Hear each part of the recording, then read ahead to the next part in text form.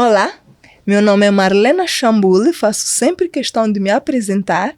Eu sou uma executiva de recursos humanos e sou também mentora de carreira e desenvolvimento pessoal. Trabalho essencialmente com jovens, ajudando-os a se prepararem para o mercado de trabalho e a terem carreiras muito bem-sucedidas. Estou aqui, como sempre, com a minha amiga e parceira. Tudo bem, Daiane? Tudo bem, e você? Também. Que bom.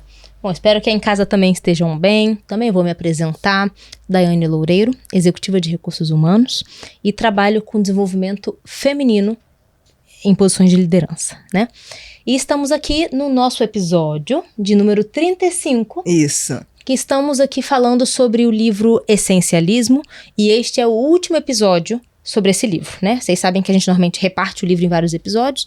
Então, se você caiu nesse vídeo de repente, para um pouquinho, sugiro que use esse tempo para olhar o episódio 33 e o 34 antes de voltar para esse, tá bom? Para poder ter aí uma metodologia que faça sentido no entendimento do livro. Exatamente. E nós hoje vamos falar sobre a quarta parte do livro, que é a parte do executar, como fazer quase sem esforço as poucas coisas vitais. Mas antes de nós entrarmos aqui para o conteúdo do livro, quero só apresentar esse lugar para quem não conhece. Esta é a biblioteca do Espaço Futurando, da Help, um lugar que é aberto ao público, então vocês podem cá vir e visitar. E também queremos lembrar que nós ainda temos aberta a possibilidade de vocês colocarem aqui nos comentários que querem nos assistir numa gravação ao vivo. Se vocês colocarem aqui nos comentários querem nos assistir ao vivo, nós vamos organizar uma outra turma. E digo outra porque quando nós abrimos isso, as pessoas já se inscreveram, já temos uma turma completa. Temos ainda algumas pessoas até na espera. Sim. Então, acrescentando, podemos fazer aqui uma segunda turma. Isso aí, muito bom. Então, vamos a isso? Vamos a isso, sem mais recados? Tem um recado, Tem. Nossa parceria. Pois, nossa parceria de desconto para os livros. Exatamente. Eu recebo constantemente, acredito que a Marlena também, mensagem no direct, tanto do podcast quanto no pessoal, né? Perguntando dos livros, onde adquirir, como é que eu faço para ler, quero ter acesso. Olha, nós temos parceria com a Casa do Leitor, é uma livraria online, e que tem livros, mesmo esses best-sellers, tem muita oferta lá. E muitos desses livros que a gente traz aqui, que não é tão fácil de achar nas livrarias, a gente consegue encontrar lá. E dizer até que é coincidência, Sim. porque a gente nem avisa lá eles, olha, livro X, livro... Não, mas qualquer livro que vocês quiserem, sendo esses que vocês veem aqui acompanhando o podcast ou outros, se eles estiverem disponíveis, vocês têm direito a desconto, tá? Então basta falar que vocês são seguidores e acompanham o nosso podcast e terão direito então ao desconto. Exatamente. Então, acho que agora sim, terminamos e podemos aqui então entrar para o livro Essencialista, um livro best-seller, um livro muito vendido, muito procurado. Nós estamos aqui a dizer ainda 2 episódios atrás a nossa boa experiência ao ler esse livro, não é? E como é um livro, mais um obrigatório, né? Se todos os livros que nós trazemos aqui são livros de leitura obrigatória e esse é muito fácil de ler. Então vamos lá, nós vamos falar aqui sobre a última parte, que é o executar. Nós já falamos sobre explorar, nós já falamos sobre o eliminar, agora nós vamos para esta parte mais prática, como é que de fato eu consigo viver uma vida essencialista, como é que eu consigo na prática ter os comportamentos essenciais para ter uma vida essencialista. E esta parte do livro, o autor começa trazendo aqui uma frase do Lincoln, que diz: dê-me 6 horas para derrubar uma árvore. Vou repetir, dê-me 6 horas para derrubar uma árvore e passarei as 4 primeiras horas afiando o machado. Percebam isso. Tenho 6 horas para derrubar uma árvore, mas eu vou me estruturar de tal modo que vou garantir que o meu principal instrumento está pronto o suficiente para eu fazer aquilo com sucesso. E ele chama isso de prevenir. E é o mesmo exercício que nós devemos fazer com absolutamente tudo que nós temos de cuidar, que nós temos de executar, que nós temos de fazer acontecer. É olhar para a questão da prevenção. melhor prevenir do que remediar. Então, em vez de ficar 6 horas tentando cortar uma árvore com um machado que não está afiado, e aí depois a árvore nem cai, melhor perder tempo suficiente para afiar o instrumento. Exatamente. Nós já falamos sobre isso no livro Os 7 Hábitos das Pessoas Altamente Eficazes. E vocês veem que é exatamente isso, né? Quando o assunto é desenvolvimento pessoal, as mensagens core dos livros sempre se cruzam, né? Então vamos falar dessa questão da prevenção que a Marlena estava falando, porque é um tópico, né? Tem um bloco, um capítulo, um subcapítulo do livro que ele fala muito sobre isso. Então ele fala que os essencialistas agem de forma preventiva, pensando, analisando, avaliando os recursos antes de começar a desempenhar uma atividade, né? Ao invés de simplesmente assumir que tudo vai dar certo. Ao invés de sempre dizer sim, sim, depois eu vejo como, né? Então, uma das coisas que ele fala que é muito interessante é quando a gente subestima tempo para alguma atividade. Eu sei que daqui pro meu trabalho eu levo 20 minutos, normalmente sem trânsito. Eu tô indo num dia ou num horário que eu sei que tem mais engarrafamento. Por que eu vou sair de casa com 15 minutos de antecedência?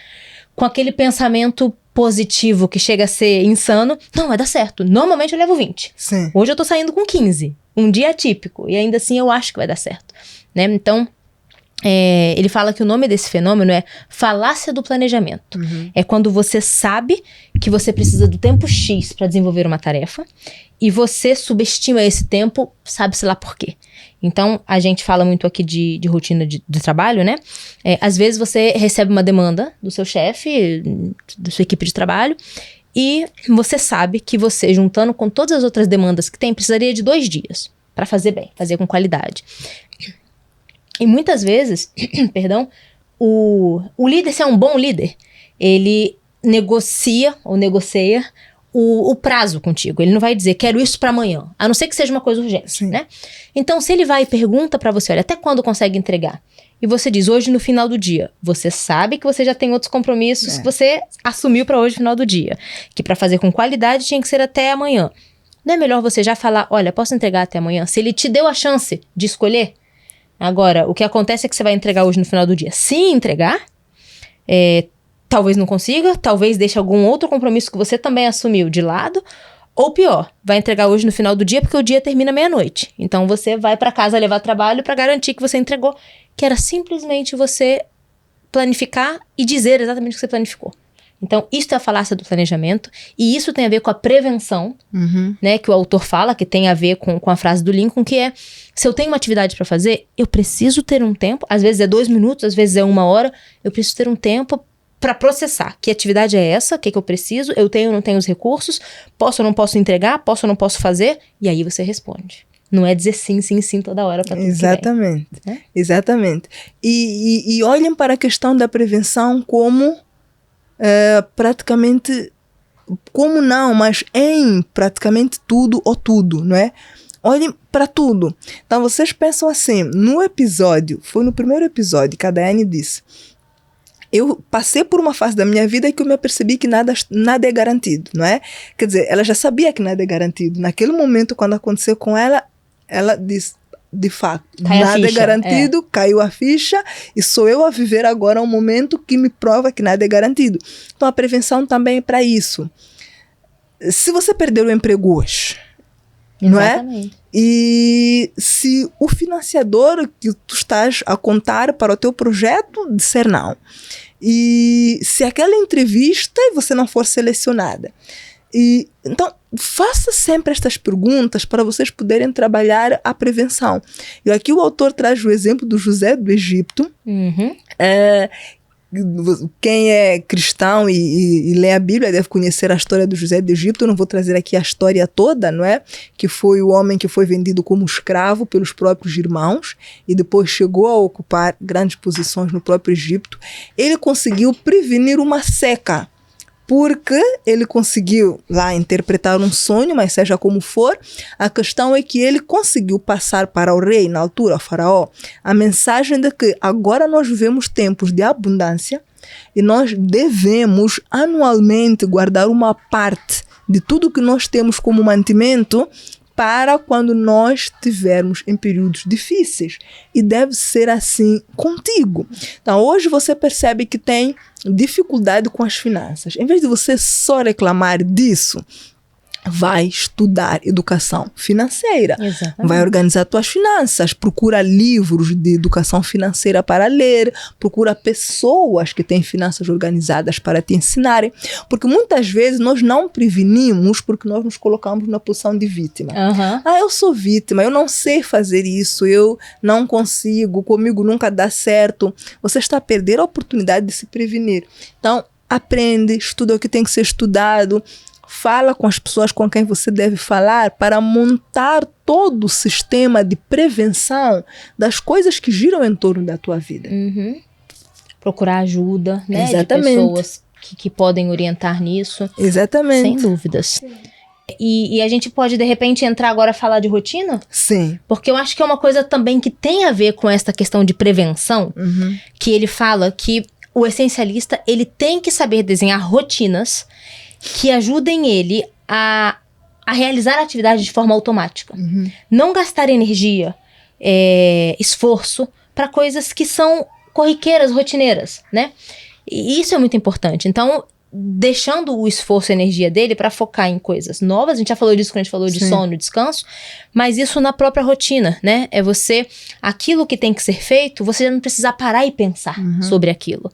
Né? Então, você já ter aquilo pronto. Eu falo muito isso no trabalho, quando a gente fala, às vezes, de desenhar uma política nova, né? Ou então definir uma regra. A gente trabalha com guião de entrevista e eu tenho um pool de perguntas para fazer para cada tipo de cargo. Foi uma luta fazer a equipe perceber que precisava parar tempo para criar isso. Mas hoje é automático. Eu vou ter uma entrevista de um assistente, tá o pool de pergunta aqui, manda pro line manager tá pronto para fazer a entrevista. Né? Então, isso já não leva tempo na nossa rotina, que a maior parte do que eu faço é recrutamento. Então, isso já tá livre e eu tenho tempo para pensar em estratégia da empresa, outras coisas que ajudam os trabalhadores e não só os candidatos, né? Claro. Então, é um pouco disso que o autor fala, né? É você liberar a sua mente para criar, processar informações complexas, em vez de gastar com coisinhas triviais do dia a dia, porque a parte automática da mente se encaminha da rotina. Sim. Uma coisa que eu costumo falar, e acho que já falei aqui, não tenho certeza, mas a gente tem que pensar no nosso cérebro mesmo como um dispositivo, um telefone que tem uma memória. Né? E se eu fico gastando aquela memória, ocupando aquela memória com coisas triviais que poderiam estar automatizadas, vai enchendo a memória, o telefone vai ficando mais lento, chega uma hora que eu não consigo nem tirar uma foto porque já não tem espaço. Enquanto eu podia ter aquele espaço de memória para estar criando, para estar fazendo dinheiro, para estar decidindo o que eu posso dizer sim, o que eu posso dizer não, né? Então, por fim, a frase que eu separei aqui do autor é a seguinte: o cérebro pode se desligar quase que completamente. Essa é uma verdadeira vantagem, porque significa que você tem toda aquela atividade mental para se dedicar a outra. Ou seja, coisas que já estão automatizadas na sua rotina, você não precisa acionar o seu cérebro para fazer. Ele já vai, ele desliga daquilo e segue no automático. E aí você ocupa o espaço que resta do seu cérebro para coisas essenciais. Exatamente. E uma outra coisa que ele aqui também diz é: quando nós temos uma rotina muito bem definida, nós conseguimos perceber vitórias à medida que nós vamos conquistando as coisas, seja num dia, seja numa competição, seja num trabalho. Então pensa que você já tem uma rotina organizada. Ele até aqui traz a seguinte frase: num homem inteligente, rotina é sinal de ambição.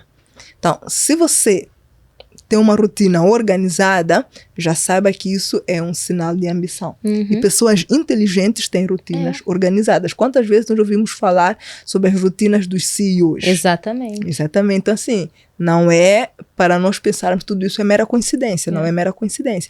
Então, o que eu dizia é, quando você já tem uma rotina organizada, já tem ali um padrão de coisas essenciais para fazer, você consegue ir comemorando pequenas vitórias ao longo do teu dia. Primeiro é a hora de acordar, depois o teu milagre da manhã, depois o trajeto para o trabalho, o que você faz nos primeiros 10 minutos quando chega, se calhar cumprimenta os colegas sempre com aquela alegria, olha para a tua to-do list, organiza as prioridades do dia e depois começa a trabalhar. Você mesmo que não se aperceba, se você cumprir, já são pequenas vitórias que você vai tendo ao longo do teu dia. E isso diminui muito a tua carga de pressão para se questionar se as grandes decisões vão acontecer ou não. Porque todo o resto para trás já aconteceu. Quando tu já acordas já atrasada, não consegues fazer o teu milagre da manhã, que é a tua atividade física, a tua oração, a tua leitura, seja o que for. Depois, vais sair atrasado de casa, então já faz o trajeto para o trabalho altamente estressado. Chega no trabalho porque já atrasou, tem uma reunião às 8h15 e você já chegou 8h20, o que você faz? Vai direto para a reunião. Já perdeu aqueles teus minutinhos para poder olhar o que você poderia fazer naquele dia, quais são as coisas essenciais. Então você percebe que toda a tua energia já está para se questionar que o que vem a seguir também vai dar certo. Então, é de fato muito importante ter uma rotina bem organizada, padronizada, porque para além deste ganho daquilo virar automático e você não ter de esforçar tanto o cérebro, porque aquilo já virou um hábito, você também começa a conquistar vitórias muito cedo, logo no dia, e a tua mente já é uma mente num estado de positividade, tanto que te leva a conquistar as vitórias já a seguir. Produtividade, tudo. Exatamente. E nessa questão que você falou da rotina dos CEOs, vou falar de novo, porque de repente não assistiram aqueles outros episódios. Sim. Se você coloca uma câmera na casa de uma pessoa de sucesso, um CEO, um grande executivo, muitos deles falam, você vai achar tão sem graça porque eu faço a mesma coisa todos os dias. Sim. Eu acordo, faço exatamente as mesmas coisas. E sempre que eu penso nisso, eu penso na minha própria rotina. Se alguém coloca uma câmera na minha casa, vai achar também chato. Porque eu posso ter mudado a roupa, o pijama que eu acordei, um dia eu vou ler o livro X, o outro livro Y, mas é basicamente a mesma coisa que eu faço todos os dias, né? E as pessoas se perguntam, mas não é tão chato, não é tão engessado? Isto que eu faço, primeiro, dá todo esse benefício que a Marlena falou, de eu estar bem disposta, a mente preparada para outras coisas, me ajuda a criar mais, dizer mais não, né? E sobrar tempo para fazer tantas outras coisas que eu faço e dou conta de fazer. E, sinceramente, eu tenho uma vida tão divertida também. Uma vida que eu amo tanto e me permite fazer tantas coisas que depois eu tenho o dinheiro, o investimento financeiro para fazer e o tempo, para investir o tempo naquelas outras coisas também, né? Então, é importante colocar isso na balança. Tá bom, mas eu não gosto de ser engessado. Tá bom, mas tá feliz com a tua rotina? Tá feliz? Você acha que você consegue dedicar tempo para cuidar de você, para cuidar dos seus, para ter um momento de hobby, de lazer, independente daqueles que você precisa investir financeiramente, tá? Porque tem muita coisa boa que a gente consegue fazer no nosso momento, no nosso silêncio. Mas você consegue tempo para fazer isso? Porque se não consegue, testa só o que a gente está dizendo. Antes de criticar, testa, vê se dá certo, porque isso pode te abrir portas de verdade, e de novo, sem ser clichê, para ser mais feliz, para ter uma vida mais fluida. E uma coisa também para dizer, eu resolvi colocar, já fiz com 2 mentoradas, não estava no meu programa de coaching e mentoria antes, mas eu agora, dentro do meu pacote, eu coloquei uma sessão que eu abro a minha agenda pessoal, né, para as mulheres que eu atendo, e tem sido muito bom, e por isso que eu comecei a colocar para todas, porque são coisas básicas do dia a dia, de gestão, de rotina, de planejamento, que as pessoas não fazem e acham que tem a rotina bem estruturada. E eu comecei a colocar isso porque, como eu atendo mulheres, em sua maioria, a maior queixa que eu recebo das mulheres é que elas já não sentem que elas têm tempo para cuidar delas como mulheres. Sim. Elas são profissionais, elas são mães, elas são esposas, são tantas outras coisas, e deixam de lado coisas que elas gostavam de fazer por elas. Cada uma a sua coisinha que gosta de fazer diferente. Então eu comecei a achar necessário mostrar com dados e fatos que é possível, nem que seja 20 minutos por dia, é possível a gente dedicar para uma coisa que é só pra gente, né? Então eu brinco que é a minha caixa de Pandora, eu abro, e é até engraçado porque agora as minhas mentoradas já veem meus stories de outra forma. Sim. Porque já sabem qual é o dia que eu tenho um tempo de qualidade fixo na minha agenda com meu marido. Sim. Elas já sabem, é dia tal, hora tal, Daiane tá com o marido. Tá ali, tá aberto pra elas, não é segredo meu. Mas eu de verdade não acredito que pode haver sucesso de verdade sem uma rotina estruturada. E a gente tá aqui em 33 episódios. Todos os livros que a gente trouxe disseram exatamente a mesma coisa. Então eu vou cutucar um pouquinho, mas por que você que tá lá em casa ainda não acredita nisso? Porque temos aqui 2 pessoas que estão na área falando pra vocês que dá certo. Trouxemos diversos livros, inclusive de escritores nacionais, Sim. falando da importância de ter rotina estruturada. E você continua achando que não, só o seu jeito dá certo. Então, convido a testar. Testa um pouquinho e depois nos diz se deu certo ou não. Exatamente, Daiane. Comigo é a mesma coisa. Eu, nas minhas mentorias, termina a primeira sessão e eu já deixo um TPC. O TPC é prepararem a rotina que tem naquele momento e enviar para mim. Porque eu quero perceber, muitas vezes, o que acontece é o seguinte. Nós reclamamos de não conseguir fazer muita coisa, não conseguir ter sucesso profissional, não conseguir ter sucesso nas nossas relações pessoais, mais de âmbito social até do que profissional, e uma infinidade de coisas que nós reclamamos. Mas a primeira coisa para a qual nós devemos olhar é a nossa rotina. Quantas vezes você pegou um papel e uma caneta ou um dispositivo eletrônico e escreveu a tua rotina? Toda ela. Desde que você acorda até a hora que você vai dormir. A hora que acorda, o que faz nos primeiros 30 minutos e nos 30 minutos a seguir, e assim sucessivamente. Se você nunca fez esse exercício, faz. Porque você vai descobrir nesse exercício onde é que estão os ladrões do tempo. Pode existir muita coisa que você está a fazer que só te rouba tempo. Você vai descobrir a quantidade de coisas que você faz porque você disse sim para outras pessoas, não agrega absolutamente nada em ti. Então, são coisas que também são para tirar. Você vai descobrir na tua rotina o que é que de fato te faz feliz. E se calhar está ali em menor quantidade. Muitas vezes nós nos transformamos a partir do momento que nós nos conhecemos. E nós só não nos transformamos porque não nos conhecemos. Exatamente. É um outro tema, mas uma vez eu ouvi também, já não me recordo agora se foi um podcast, pode ter sido, de um senhor que reclamava das suas finanças, não é? Então ele foi procurar ajuda de uma mentora da área financeira, de educação financeira, e ela disse, faz a tua tabelinha de gastos, que é uma coisa que parece tão banal, e as pessoas não têm um orçamento, né? Ela disse, faz e controla os teus gastos durante um mês. Daqui a pouco voltamos a falar. E controla mesmo tudo.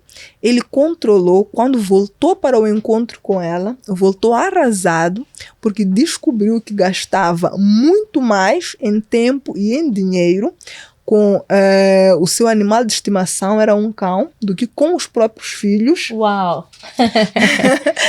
E etc. Então aquilo mexeu muito com ele, né? Ele pensou, olha, eu gosto muito do meu cão, mas eu gasto tudo assim, o tempo para passear com ele todos os dias. Levo ele de manhã, levo ele à tarde, 2 rações mais caras, levo no melhor veterinário e tudo. E eu não faço isso com os meus filhos, né? Para irem à escola, o motorista é que leva. Para comer, qualquer coisinha aí já deu certo. E ele começou a pensar, pai, eu tenho que rever. Mas por quê? Porque simplesmente se deu o tempo de observar a sua rotina. Exatamente. Ele observou a rotina dele. Sai 2 vezes com o cão de manhã e à noite não sai com o filho. Ele podia sair com os 2. Podia pegar o cão e o filho. Exato. Irem passear no fim do dia, né? Olha, então, isso me fez lembrar... Isso eu acho que é do Fazer Amigos. Não lembro qual é o livro agora. Acho que fala de você assistir da bancada, né? Você tentar em alguns momentos ser espectador da sua vida. Isso. Tenta olhar como alguém de fora, né? Para poder tirar a parte do ego, da emoção, das coisas que têm valor sentimental, mas às vezes não agregam de verdade. Sim. E você só consegue fazer isso como esse senhor fez. Olha de fora, faz um controle racional e você consegue ver onde está perdendo tempo. Exatamente. E energia, né? Sim. Uma outra coisa, não sei se você quer avançar, é sobre eu queria avançar, na rotina já está. Sim, também fechei a rotina. Uma outra coisa que ele fala, que eu acho que é importante, a gente já está aqui falando de ações mais práticas, né? Então ele fala, e vários livros também que a gente trouxe falam sobre isso, mas é a necessidade de estar no presente. Sim. Você, enquanto está desempenhando uma atividade, você está realmente focado naquela atividade. E é aqui que ele cita o poder do agora. Exato. Ele fala que o presente é o único momento que realmente existe, né? O passado já passou, o futuro ainda não sabemos. Então, é importante a gente estar no presente, né? E de novo, ele traz depois um pouco de neurologia, mas ele mostra que o cérebro ele é capaz de fazer 2 atividades ao mesmo tempo, sim. mas não estar focado em 2 atividades ao mesmo tempo. É diferente. E aí, o que ele traz de muito interessante, que é a definição da palavra tempo no original, porque existe o tempo Cronos e existe o tempo Kairos. O tempo Cronos é o tempo do relógio, né? Eu tenho 5 horas para fazer tal coisa, eu tenho 30 minutos para fazer tal coisa. É o tempo que a gente conhece em segundos, minutos e horas, né? Mas o tempo Kairos é diferente. Ele não tem uma tradução exata, tá? Mas tem a ver com o tempo oportuno, o tempo certo de fazer as coisas. Ele é qualitativo.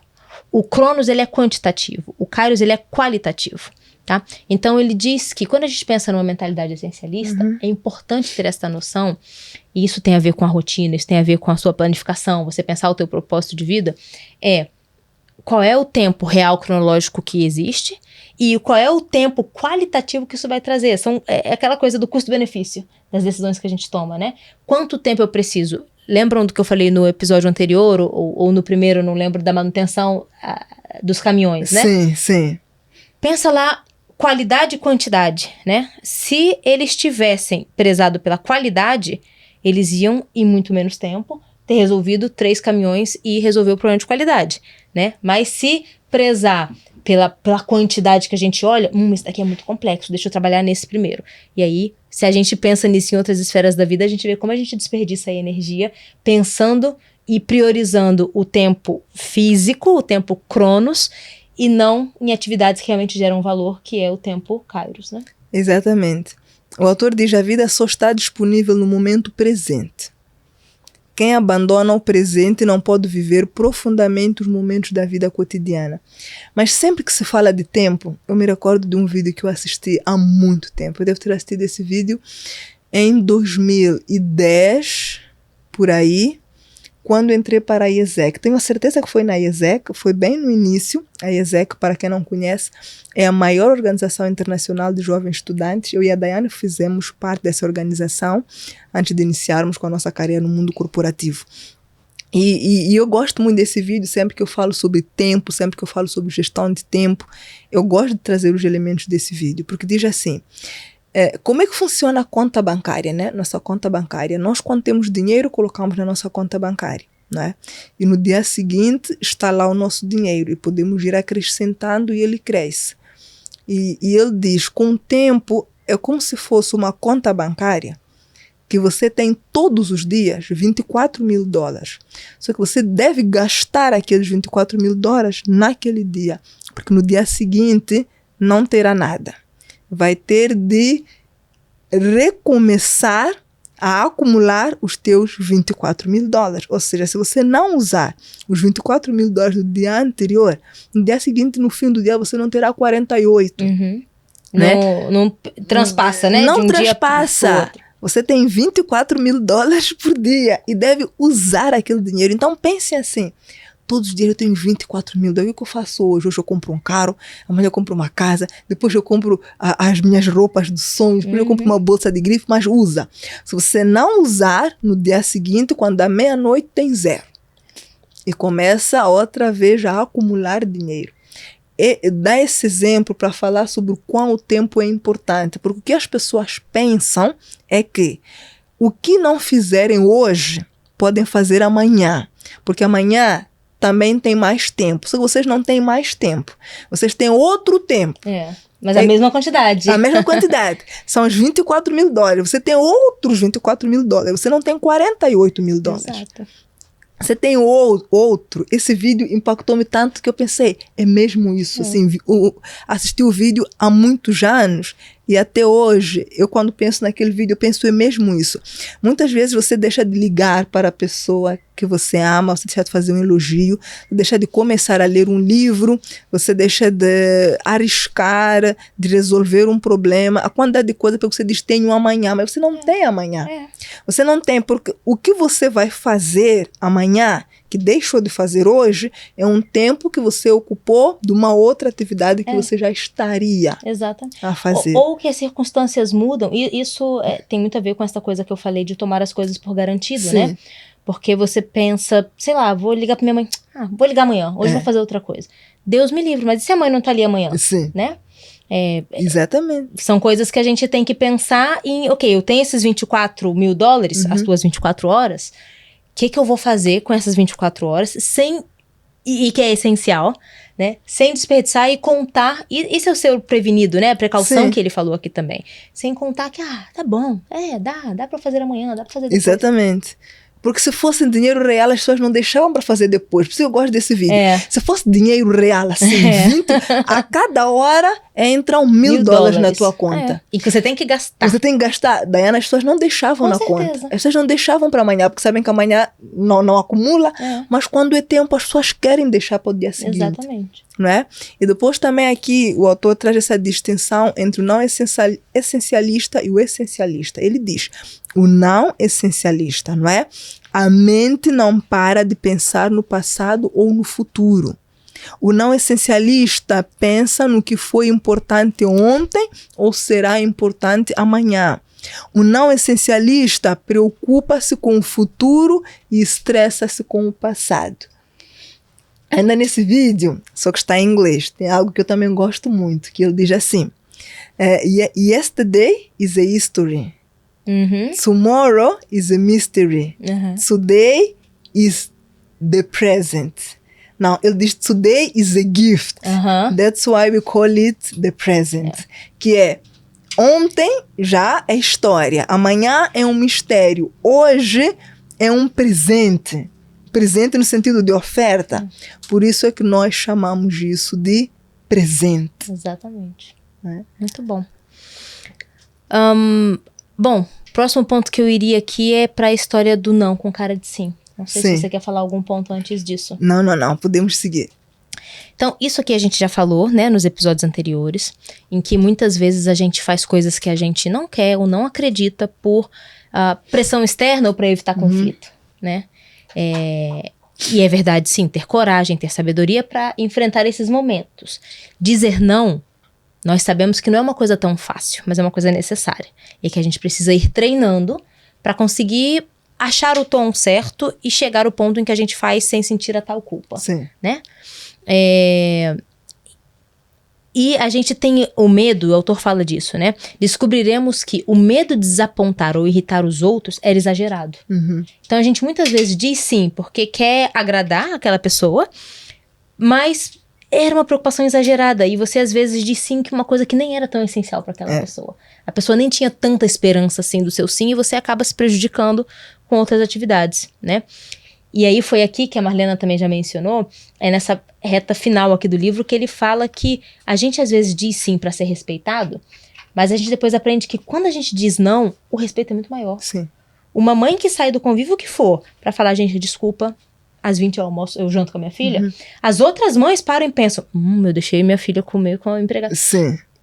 Gera um respeito naquele momento, né? Uma pessoa que tem coragem de dizer não para o chefe, porque o chefe já deu um monte de tarefa irrealista de se cumprir, ganha o respeito das outras pessoas e do próprio chefe, desde que seja feito com respeito, com sabedoria, né? Então, vou dar aqui alguns exemplos, né, que o autor coloca de como dizer um não de uma maneira mais respeitosa, né? E depois a gente pode dar alguns outros exemplos da vida real. Ele dá 8 exemplos, tá? O primeiro é, faz uma pausa grande e devolve a bola para quem te perguntou, né? Você pode entregar tal projeto até hoje, final do dia? Aqueles 3 segundos, a pessoa tá pensando. Sim. A pessoa tá... ele não disse de cara um sim. E você pergunta... você pode, nesse exemplo de trabalho, né? Olha, você também já me deu esse projeto até o final do dia. Você acha que dá pra fazer? Qual que eu posso abrir mão? Pronto. Você não disse... Não vou fazer, chefe, você tá me matando. Não, devolve com inteligência. Sim. Né? Você já me pediu algumas outras coisas nas quais estou trabalhando, mas acrescentar mais esse pode ser difícil. Qual que eu posso abrir mão? Devolveu pra pessoa. A pessoa Exatamente. vai ter que te ajudar a decidir. Dá uma alternativa pro outro, né? Podemos fazer uma reunião amanhã às 14? Olha, 14 realmente não consigo assumir outro compromisso, mas eu posso às 15, às 16, às 17. É um não com cara de sim. Dizer que precisa olhar a agenda, Você não precisa responder tudo na hora. Olha, deixa eu dar uma olhada na minha to-do list. Deixa eu dar uma olhada nos meus compromissos. Te retorno daqui a 30 minutos. Gente, não tenham medo. Isso gera respeito nas pessoas. Muito. Quando, seja num copo, sentada num copo com as amigas ou no trabalho, quando alguém fala pra mim, deixa eu dar uma olhada e vou te confirmar se eu tenho algum compromisso, eu já até sinto diferente. Uau, né? Essa pessoa... Tem uma agenda. Independente de... Exemplo pessoal, eu recebi uma proposta, né, bem interessante, de um programa, de uma empresa que queria me contratar para eu fazer uma série de palestras, né? Quando eu vi toda a proposta, eu falei, uau, muito nice, quero. Reunião dia tal, olhei minha agenda, eu tinha 2 mentoradas naquele dia. Sim. Eu não vou desmarcar as minhas mentoradas que estão comigo há tanto tempo porque me empolguei com uma proposta e um dinheiro a mais que vai entrar.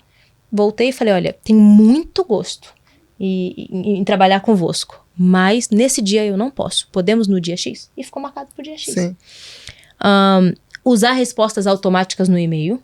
Isso também é muito interessante. Se você tá de férias, você tá de férias. Né? É pra você estar de férias. Não é pra você estar aceitando sim pra atividades que os outros estão pedindo. Então deixa ali a mensagem. Estou ausente, estou numa reunião, não posso atender no momento. Dizer sim e perguntar o que perderá prioridade pra isso, que foi o primeiro exemplo que eu também dei. Dizer de uma forma bem-humorada. Se é uma pessoa que você tem intimidade, tá brincando comigo, você acha que eu sou 2, sou 3? Não tem como, vai, vamos fazer isso amanhã. Pronto, a pessoa já entendeu. Dizer sim colocando as condições. E por fim, sugerir outra pessoa que realmente possa ajudar. Eu tenho feito isso muito com a Marlena. E às vezes eu digo pra ela. Algumas pessoas me procuram, eu preciso de mentoria pra isso. Eu sempre paro e pergunto, deixa eu entender tua necessidade. Não, a tua necessidade não é uma mentoria para desenvolvimento de liderança. A tua necessidade é mentoria de carreira. Eu tenho alguém para te ajudar. Poderia fazer uma mentoria de carreira? Poderia. Talvez não bem quanto a Marlena. Poderia. Poderia ganhar dinheiro? Poderia. Mas tá alinhado com o meu propósito, o que eu quero fazer? Não. Então, eu digo um não com cara de sim. Eu não. Mas a solução você pode ter. Então, eu acho essencial e isso aqui nos tira o medo de dizer não para as coisas. Exatamente.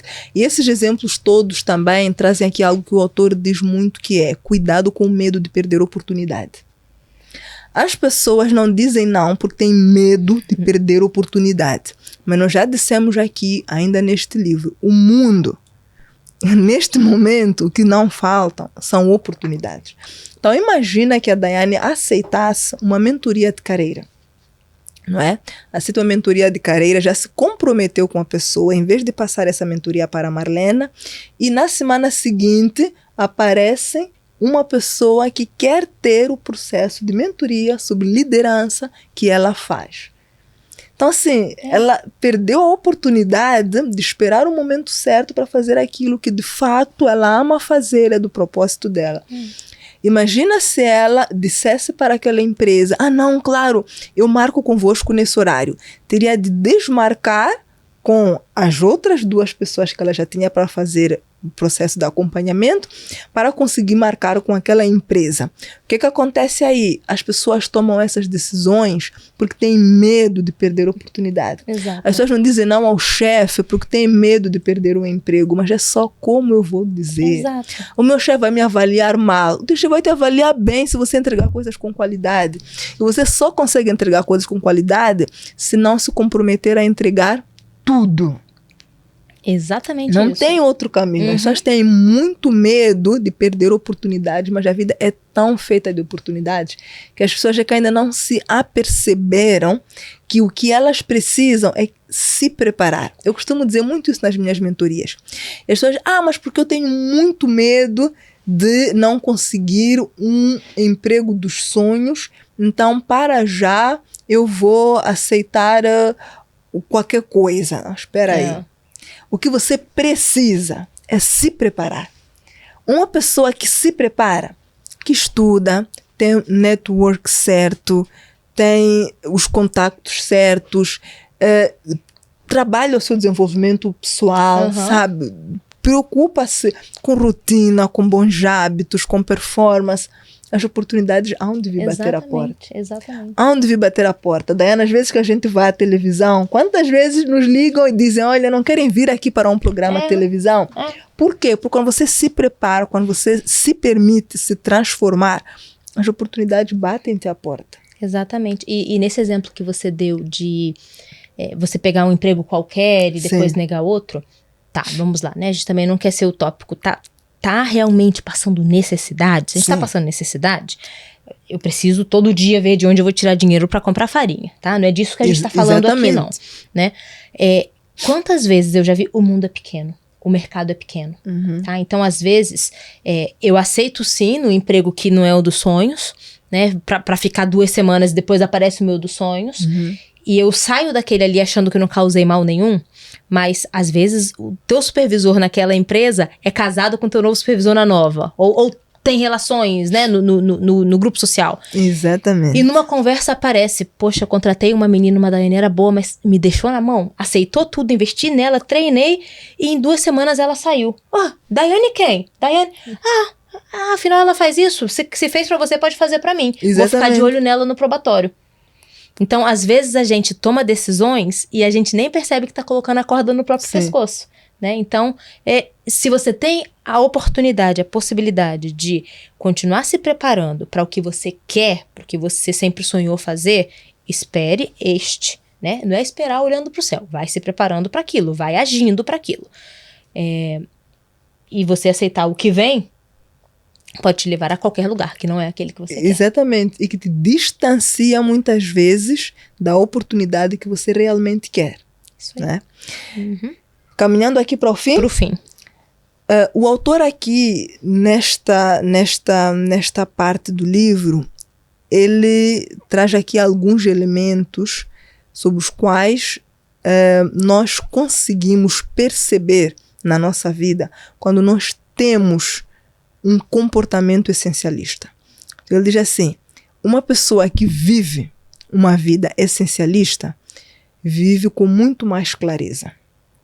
Propósito alinhado, missão alinhada, valores e princípios alinhados, vive uma vida de objetivos, sabe onde está, sabe onde quer chegar, toma decisões, diz não, já falamos aqui muito sobre isso.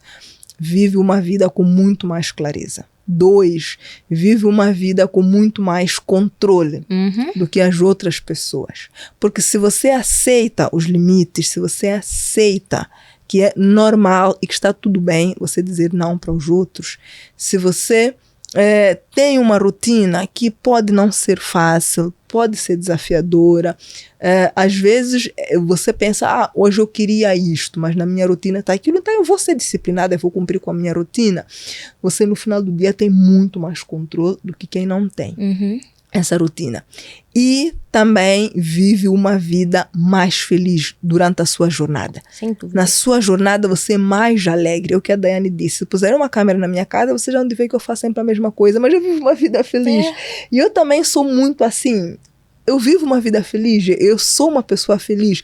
Eu estou a fazer o meu caminho e a minha jornada com bastante felicidade. Por quê? Por causa dessa clareza e por causa desse controle. Eu tenho um propósito de vida claro.